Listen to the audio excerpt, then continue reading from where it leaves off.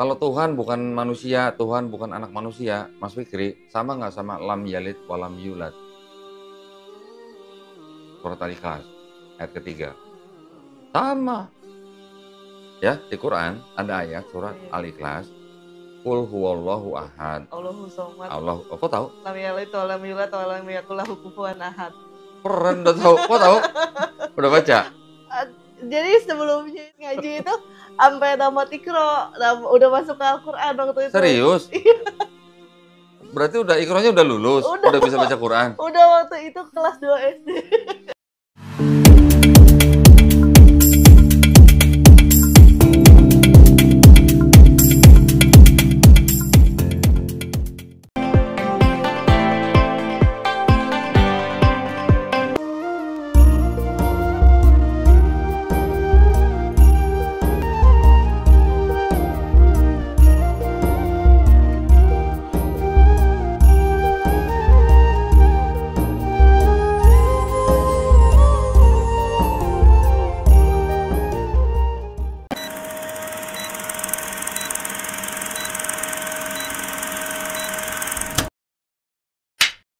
Pernah lihat dong patung Liberty?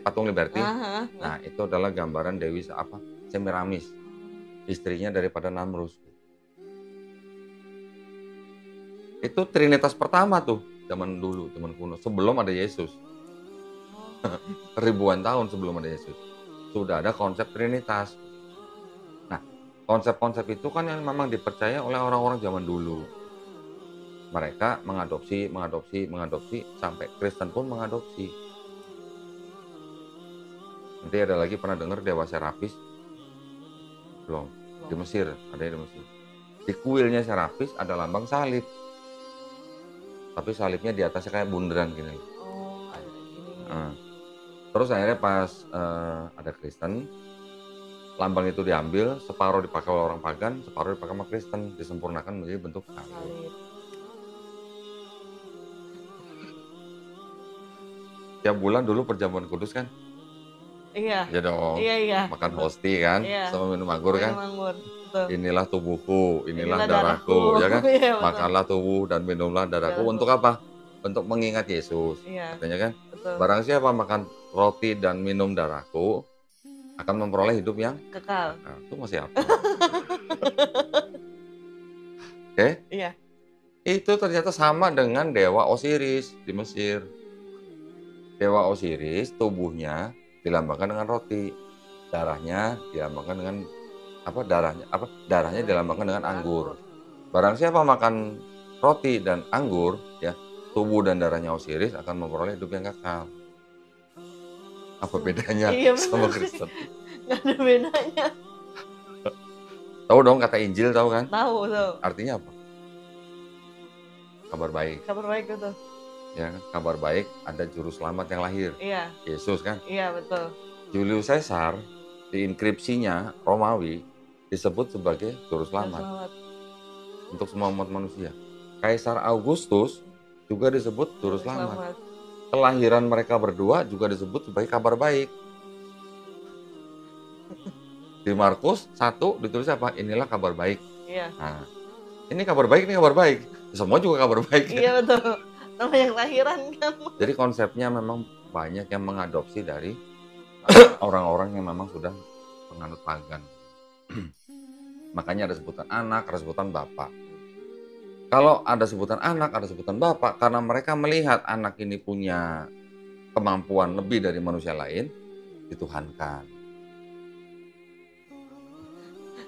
Karena memang masyarakat situ masih kental dengan ajaran seperti itu. Pokoknya ngeliat manusia bisa bikin mujizat, dewa gitu. Dewa disebutnya dewa. Dewa gitu. betul. Pernah baca ini enggak? Ini bukti ini bahwa waktu Paulus dan Barnabas menyembuhkan orang lumpuh aja, mereka berdua langsung disebut dewa. Yang satu dewa Hermes, yang satu dewa Zeus. Belum pernah dengar? Belum. Belum pernah baca kali ini.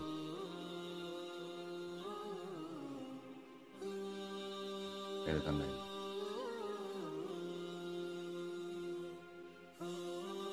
Paulus disebut apa? Dewa-dewa telah turun ke tengah-tengah kita dalam dewa-dewa. Oh iya benar. Paulus disebut siapa? Paulus disebut ini. Zeus bukan? Bukan Hermes. Hermes. Barnabas disebut Zeus. Zeus ya. Tuh. Jadi orang-orang sekitar situ pada zaman itu memang masih kental dengan kepercayaan-kepercayaan seperti itu. Makanya Yesus dianggap sebagai Tuhan atau dewa karena dia mampu membuat mukjizat. Apalagi sampai membangkitkan orang mati. Lebih hebat mana Yesus sama Nabi Yeskiel? Pernah baca Yeskiel? Belum pernah, lupa. Udah lupa 4 tahun kok. Nggak pernah megang yang namanya Alkitab lagi. Oke, Yesus membangkitkan orang mati ada berapa? Mungkin 2 atau 3 orang lah ya. Tapi yang paling terkenal kan Lazarus. Iya. Betul kan? Membangkitkan 1 orang mati yang mana dia mati belum dikubur. Iya, betul. Masih ada dagingnya. Ya kan? Betul. Cuma dikafanin gitu kan. Dia berdoa minta izin Bapak, disebutnya Bapak, minta izin bangkit hidup. Iya. Nabi Yeskiel itu melihat kumpulan tulang-tulang. Tulang ya, nggak ada dagingnya loh. Tulang. Tulang ini dengan mujizat dia bisa tumbuh daging lagi, bisa hidup lagi, dan nggak cuma 1, banyak gitu. Hebat mana Yeskiel sama Yesus? Kenapa bukan Yeskiel yang jadi Tuhan? Kalau cuma standarnya menuhankan orang hanya karena mujizat. Gitu. Kan mujizat banyak. Nabi-nabi di perjanjian lama kan banyak melakukan mujizat. Iya, betul. Nabi Musa apa kurang hebat? Iya. Bisa membelah laut. Membelah laut. Tapi semua mujizat nabi-nabi itu kan atas izin Tuhan. Tuhan, betul. Bukan kekuatan nabi itu. Jadi seolah-olah gini. Ketika Tuhan mengutus nabinya ya kepada bangsa tertentu, dia pasti mengimbangi apa yang menjadi kelebihan bangsa itu. Contoh bangsa Mesir. Pada waktu bangsa Israel menjadi budak di Mesir, pada zaman itu orang-orang Mesir jago apa? Jago sihir. Musa diutus, dibekali apa? Tongkat. Ayo sihir lo apa? Orang-orang tukang sihir Mesir, Firaun bisa menyihir jadi ular. Tongkatnya Musa dilempar jadi ular, ularnya tukang sihir Firaun dimakan sama ularnya Nabi Musa kan? Iya. Jadi sihir dilawan dengan sihir. Pada zaman Yesus, yang kelebihannya apa? Kelebihannya pada zaman itu tabib, pengobatan. Pengobatan, iya. Jadi pengobatan dilawan dengan mujizat Yesus, pengobatan juga. Yang sakit disembuhkan, yang lumpuh disembuhin, yang buta disembuhin, yang tuli disembuhin, bahkan yang mati dibangkitin. Untuk apa? Untuk memperingati orang bangsa itu pada zaman itu. Gitu. Mereka bisa apa? Tabib pengobatan dilawan dengan mujizat yang sama. Begitu juga dengan Quran. Quran pada waktu diturunkan, bangsa Arab pada waktu jagonya apa? Jagonya syair. Nah, orang-orang Arab Quraisy terutama, mereka jago syair. Mereka ngelihat danau, mikirin cewek, bikin syair.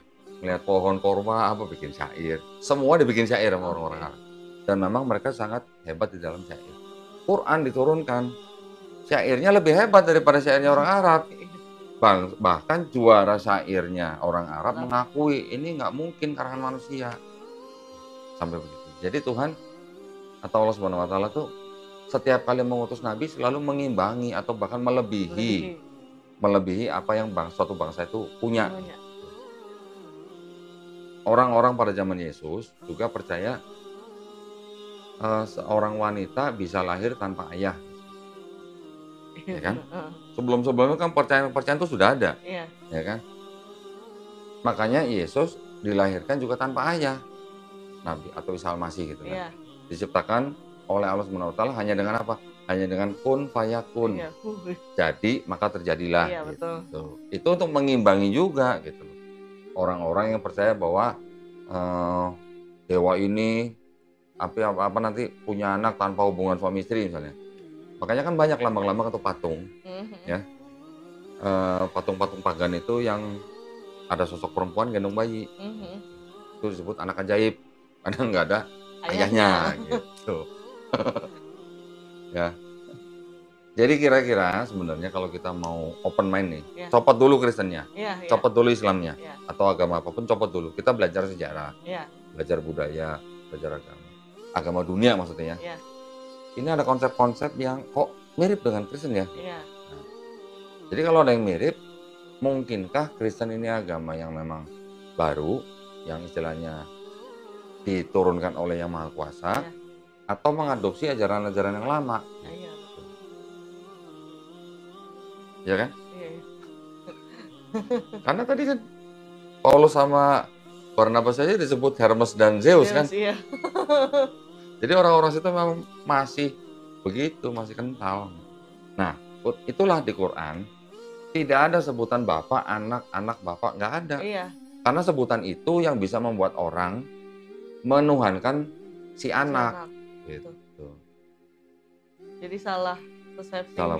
Di Quran nggak ada sebutan Allah sebagai bapak, Nabi Muhammad SAW sebagai anak. Nggak ada. Sebutan itu yang dulu dipakai sama orang untuk menuhankan manusia.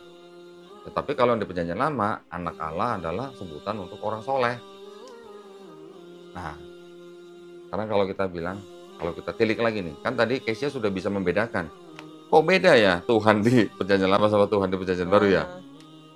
Pernah baca Bilangan 23:19? 4 tahun gak gereja. Tadinya padahal aktif di gereja ngomong. Jadi kalau di gereja ngapain? Ngobrol? Enggak, dulunya tuh pelayanan sampai pelayanan di gereja. Cuma Oh ya ya? udah. Pelayanan apa? Singer, temurin. Oh, singer. Waduh, berarti suaranya bagus dong. Suaranya bagus buat ngoceh-ngoceh maksudnya. Marah-marah gitu kayaknya. Buat marah-marah bagus. Apa tuh? Allah bukanlah manusia sehingga ia berdusta, bukan anak manusia sehingga ia menyesal. Masakan ia berfirman dan tidak melakukannya, atau berbicara dan tidak menepatinya. Sama kan sih sama ini kan? Ya, benar. Nah, jadi artinya kalau Tuhan bukan manusia, Tuhan bukan anak manusia, berarti dia bisa nggak jadi manusia? Nggak bisa. Terus kenapa jadi tiba-tiba di Perjanjian Baru Tuhan jadi Yesus? Nah, iya itu. Itu. Ya kan? Iya. Udah ada perbedaan kan? Iya. Lagi. Maleaki, ingat Maleaki? Perjanjian Sama. Dulu kan awal bulan pasti dibacain Maleaki 3:10 sama pendeta. Masa nggak ingat? Bawalah seluruh persembahan persepuluhanmu. Oh iya. Iya. Baru inget ya. Baru inget ya. Ayat 6. Bahwasanya aku Tuhan tidak berubah dan kamu Bani Yakub tidak akan lenyap. Bahwasanya Tuhan itu tidak akan Berubah. Jadi kalau dia bukan manusia, dia bukan anak manusia, tidak akan berubah. Berarti bisa nggak jadi manusia? Enggak. Nggak bisa. Yesusnya disebut Tuhan dari mana gitu? Kalau di sini bilang Tuhan bukan anak manusia, Tuhan bukan manusia, tidak berubah. Kok bisa jadi Yesus? Nah, iya, begitu masuk Perjanjian Baru makanya beda. Makanya. Kalau Tuhan bukan manusia, Tuhan bukan anak manusia, Mas Fikri, sama nggak sama lam yalid walam yulad? Surat Al-Ikhlas, ayat ketiga. Sama. Ya, di Quran ada ayat surat Al-Ikhlas. Qul huwallahu ahad. Allahu somad. Kok tahu? Lam yalid walam yulad walam yakul lahu kufuwan ahad. Keren, udah tahu. Kok tahu? Udah baca? Jadi sebelumnya itu agak melenceng dikit ya kok. Pas mama papa pisah, mama tuh sempat married sama yang Muslim. Oke. Masuk Muslim. Siapa? Mama? Mama. Oh, terus? Nah, cuman kan nikahnya dinikahin siri. Oke. Terus? Jadi begitu pisah, mama tuh ya balik lagi ke Kristen. Oh, jadi mama udah nikah udah 2 kali berarti? Iya. Oke. Berarti waktu itu tahu Al-Ikhlas dari mama? Itu dari mana? Oh, ngaji? Kebetulan pas ngaji itu sampai tamat Iqra, udah masuk ke Al-Quran waktu itu. Serius? Berarti Iqranya udah lulus? Udah bisa baca Quran? Udah, waktu itu kelas 2 SD. Nah, terus kenapa ke gereja lagi? Ya itu karena mama. Karena mama? Oh, umur berapa tuh? Kelas 2 SD. Oh, lama banget ya berarti. Nah, makanya kayak kalau misalnya ajaran-ajaran waktu pas ngaji masih ada yang nempel. Oke. Nah, arti lam yalid walam yulad apa? Kan tidak beranak, tidak diperanakan. Iya. Sama juga dengan Tuhan bukan manusia, Tuhan bukan anak manusia. Mirip kan? Mirip. Lama. Nah, kenapa tiba-tiba bisa jadi Yesus gitu loh maksudnya. Sedangkan Yesus sendiri di Bible ngaku sebagai nabi. Dan nih, sekarang kalau nabi itu sama nggak sih sama utusan? Utusan itu nabi bukan? Nabi itu utusan. Utusan Allah Iya. itu nabi bukan? Iya. Nah, ini ada ayat 3 nih. Inilah hidup yang kekal itu yaitu bahwa mereka mengenal Engkau satu-satunya Allah yang benar dan mengenal Yesus Kristus yang telah Engkau utus. Utus. Iya. Utusan kan berarti kan? Iya. Berarti Yesus utusan kan? Iya. Nabi bukan? Nabi. Yesus bilang apa nih? Yohanes 13 16 ayat 16. Aku berkata kepadamu, sesungguhnya seorang hamba tidaklah lebih tinggi daripada tuannya, ataupun seorang utusan daripada dia yang mengutusnya. Utusan tidak lebih tinggi dari yang mengutus. Berarti Yesus lebih tinggi dari Bapa nggak? Enggak dong. Enggak dong. Ada lagi nih yang Yesus bilang, seorang nabi tidak dihormati di tempatnya sendiri. Itu Yesus bilang seorang nabi, berarti kan sama juga dengan dia. Iya.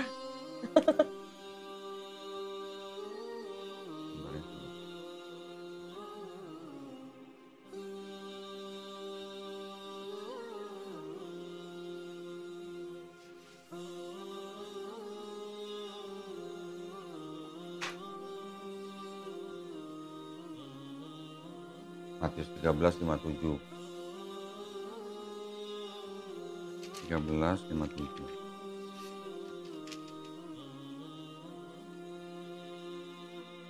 Nih, 57. Ayat. Lalu mereka kecewa kan? Yang ayat berapa kok? 57. 13:57. Lalu mereka kecewa dan menolak dia, maka Yesus berkata kepada mereka, seorang nabi dihormati di mana-mana, kecuali di tempat asalnya sendiri dan di rumahnya. Maksudnya itu siapa? Ya, dia. Ngomongin siapa tuh? Dirinya dia ngomongin Yesus. Berarti kan Yesus ngaku sebagai nabi kan? Iya. Ada lagi. Orang lain nyebutnya nabi.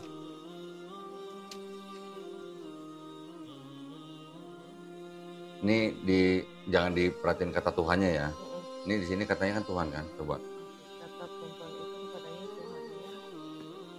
Tuhan nyata sekarang padaku bahwa engkau seorang nabi. Tuhan ya. Seorang nabi kan? Iya. Kalau di sini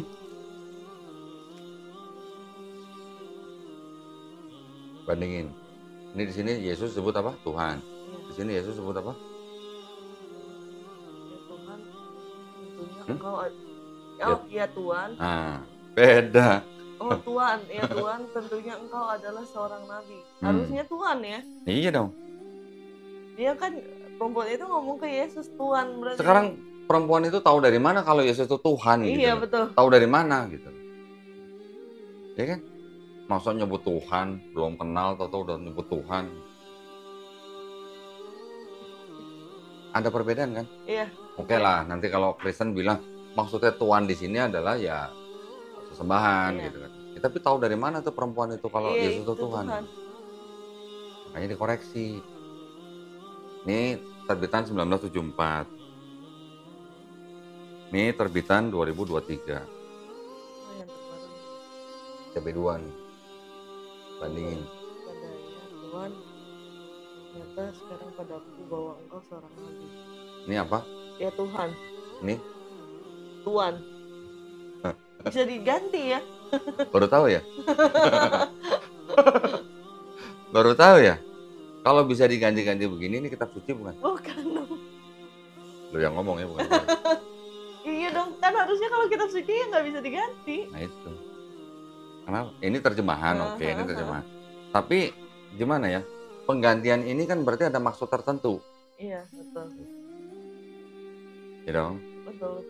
Harusnya kan harusnya ada teks aslinya. Nah, ini ada teks aslinya nih di sini nih. Iya, teks ini bahasa Yunani nih. Di sini teks aslinya artinya itu memang harusnya Tuhan.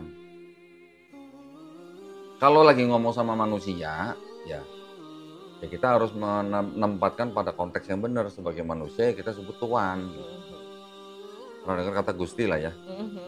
Gusti itu kan bisa kepada manusia, bisa kepada Tuhan. Betul. Kalau kita ngomong ditujukan kepada manusia, apa kita mau sebut Tuhan? Enggak. Gusti, Gusti Pangeran, atau Gusti Nabi gitu lah. Iya. Untuk orang yang kita hormati kita sebut dengan Gusti. Tapi kalau kita ngomong kepada Tuhan, boleh, Gusti Allah boleh.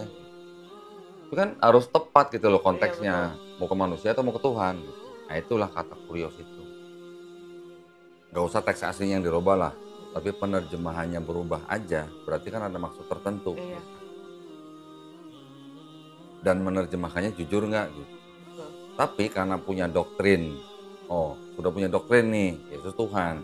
Makanya menerjemahkannya dengan doktrin gitu. Menerjemahkannya dengan tafsir. Tuh.